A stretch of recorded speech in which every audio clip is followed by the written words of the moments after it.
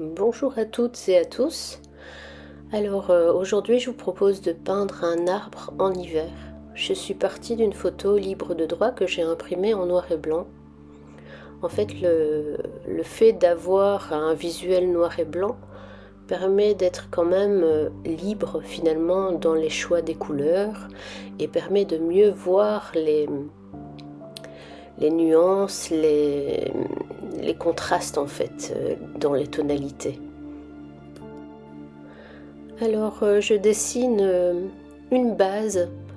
L'arbre est composé de deux troncs en fait et je vais rester très simple dans mon dessin. C'est vraiment une base sur laquelle après on retravaillera à l'aquarelle. Alors j'ai oublié de vous souhaiter une très belle année 2025. Pour moi elle a commencé un peu difficilement, j'ai eu la grippe, j'ai encore ma voix qui est toute rauque, donc désolée pour ça.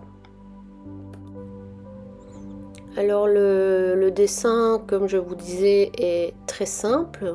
Je fais un petit zoom ici. Il permet de donner une base, ok. Tout se fera après à l'aquarelle. On sera beaucoup plus libre comme ça, on ne va pas suivre les traits. Alors j'utilise deux couleurs, indigo et sépia. Un bleu et un brun très très foncé qui ont l'avantage, quand on les mélange tous les deux, d'arriver à un gris et parfois même presque à un noir. Alors on va mouiller le haut de la feuille, la partie ciel. On utilise soit un pinceau plat, soit un pinceau très épais qui peut bien retenir l'eau. Et c'est vraiment cette partie, donc dans le haut, qu'on va travailler en mouillé sur mouillé.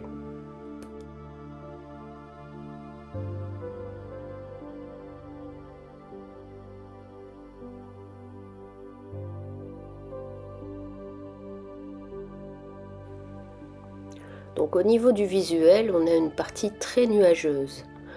L'idée, c'est de garder quand même beaucoup de blancs qui font référence aux nuages, au côté cotonneux. Alors j'utilise un pinceau quand même épais, un numéro 12. Il a la particularité, celui-là, d'être assez nerveux. J'aime beaucoup en fait travailler avec ce genre de pinceau où on est quand même un peu plus précis, je trouve, même si on travaille dans l'humide.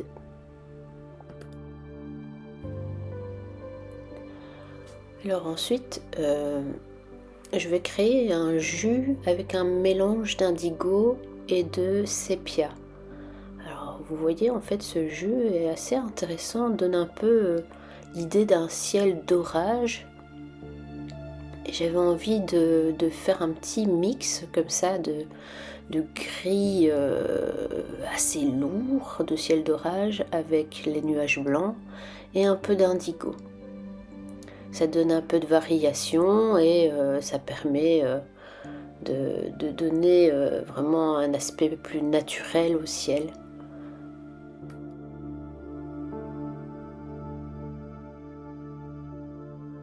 Alors la création des nuages dans l'humide, moi en fait ma technique c'est de déjà former des zones qui vont être bleutées, grisâtres, mais laisser des zones blanches aussi et revenir par après pour définir des zones un peu plus fortes où on va mieux définir la forme d'un nuage. Mais tout ça, ça reste quand même assez aléatoire vu qu'on travaille dans l'humide. Mais c'est ça qui donne aussi le côté naturel. Je vais aussi utiliser un essuie-tout en fait par la suite pour redéfinir la forme de certains nuages. Et vous voyez, donc j'accentue même des zones pour que ça donne ce côté un peu plus orageux.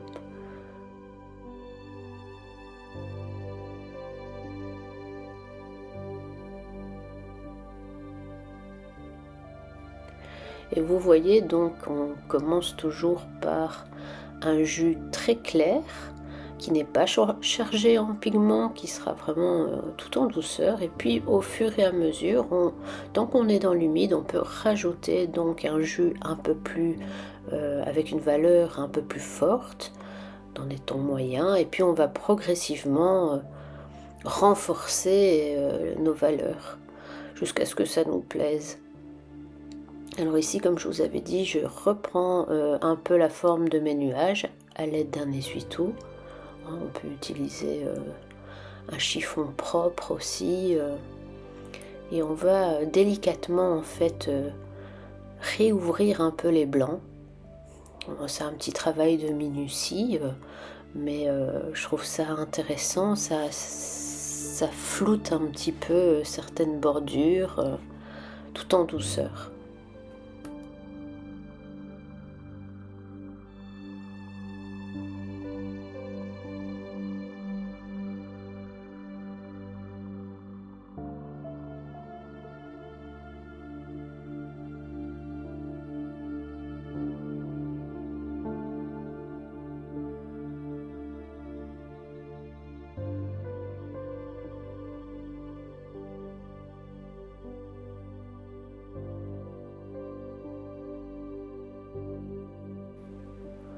Une fois qu'on est OK avec ce qu'on a réalisé, on peut venir sécher pour accélérer le processus.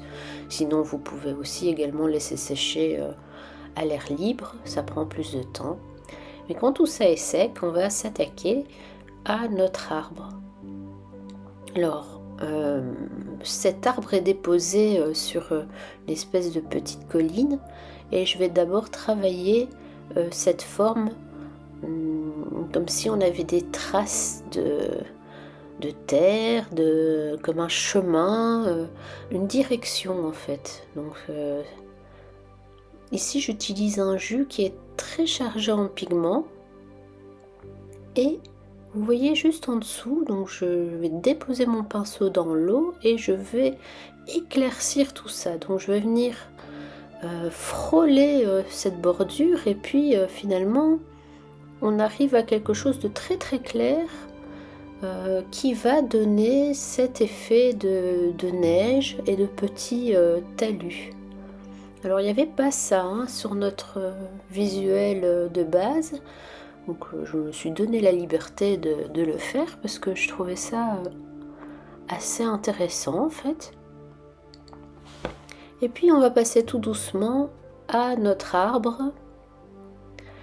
Alors ce que j'ai crayonné au tout début m'aide à démarrer, à savoir dans quel sens aller, quelle forme d'arbre j'aurai. Et donc on avait parlé d'un arbre à double tronc.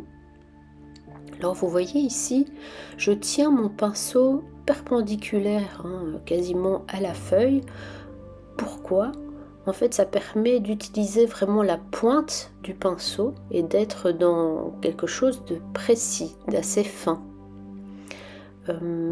C'est important aussi de tenir son pinceau sans trop de rigidité pour pouvoir donner une forme naturelle en fait aux branches de l'arbre. Et puis ce tronc, je vais un petit peu jouer pour l'épaissir de part et d'autre. Et là, ce sera vraiment un travail où il faut prendre le temps. Prendre le temps d'observer, de voir si la forme de base nous plaît. Et puis à cette forme, on viendra ensuite rajouter des petites branches qui seront de plus en plus fines.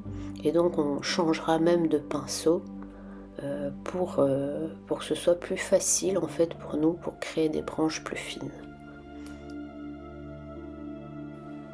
Alors ici justement je change de pinceau et je prends un pinceau traînard, donc un pinceau avec une pointe très longue qui est quand même assez fin. Il en existe des plus fins encore, mais ici ça devrait suffire. Et l'avantage avec ce pinceau, c'est qu'on est dans un travail encore plus libre au niveau de la gestuelle en fait. Donc on tient son pinceau assez perpendiculairement et la forme de nos branches seront très naturelles et je trouve que c'est assez facile en fait avec ce type de pinceau pour créer des petites branches. Alors j'hésite pas aussi à utiliser donc le jus des deux couleurs mélangées, donc l'indigo et le sépia. Parfois je retrempe un petit peu dans l'indigo, un petit peu dans le sépia et en fait ça va faire varier les tonalités. Cet arbre il sera brun mais il sera sombre aussi avec des reflets bleutés et c'est beaucoup plus chouette, plus vivant en fait que juste utiliser une couleur sortie bêtement du tube. En tout cas, moi ça m'amuse, je trouve ça beaucoup plus chouette. Ça permet de découvrir aussi une certaine variété de couleurs. Alors ici, je vais vous laisser regarder et faire tranquillement à votre aise toutes ces petites branches. On va en rajouter au fur et à mesure et elles deviendront de plus en plus fines.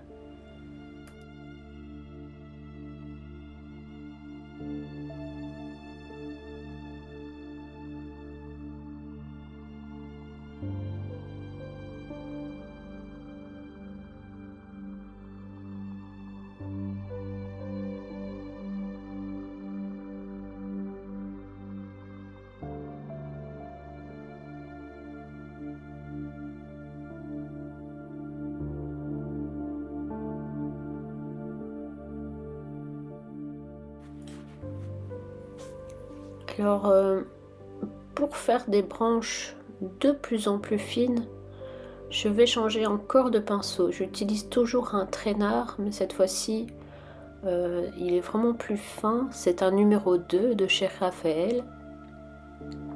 Et contrairement au précédent qui était un numéro 6, là, on peut entrer vraiment dans les détails et être dans des très très fines branches.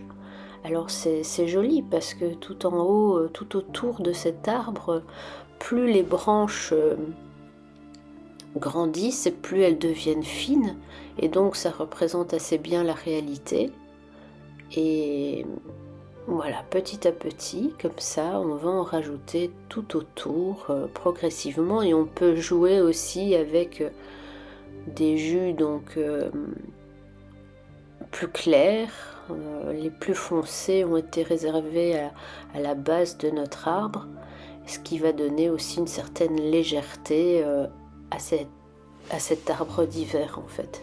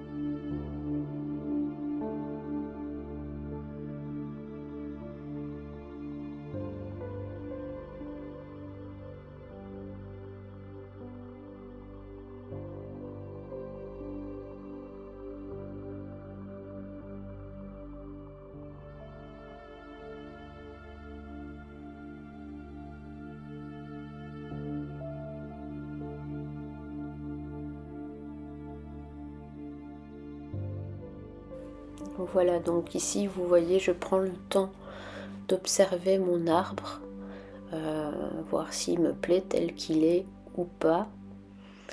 Je reprends donc le visuel, fais une petite comparaison et je réalise que je pourrais rajouter plus de branches, mais ça risque d'alourdir un peu. Donc je vais me limiter à ajouter encore des petites branches tout au bout de l'arbre, de certaines.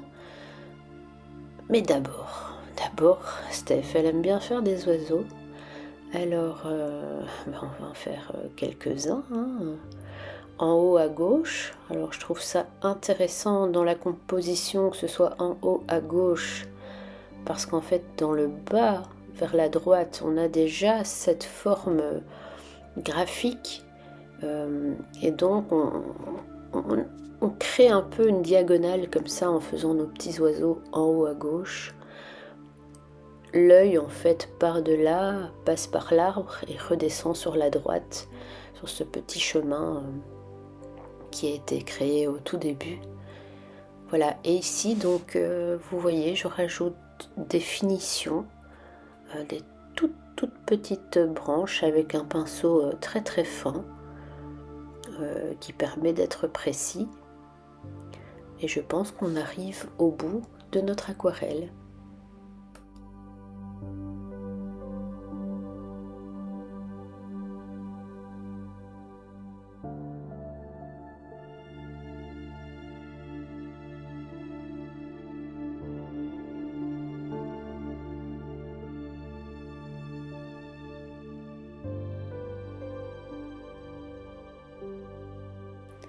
Alors j'espère que ça vous aura plu.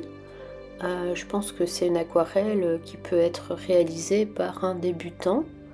Ça lui permet d'apprendre la technique du mouillé sur mouillé pour le ciel et puis d'être un peu plus précis avec l'arbre sans être non plus dans quelque chose de trop complexe. Ça permet d'apprendre plein de choses et on est en hiver, une petite aquarelle on va dire qui colle un peu au mood actuel. Je vous dis à très bientôt.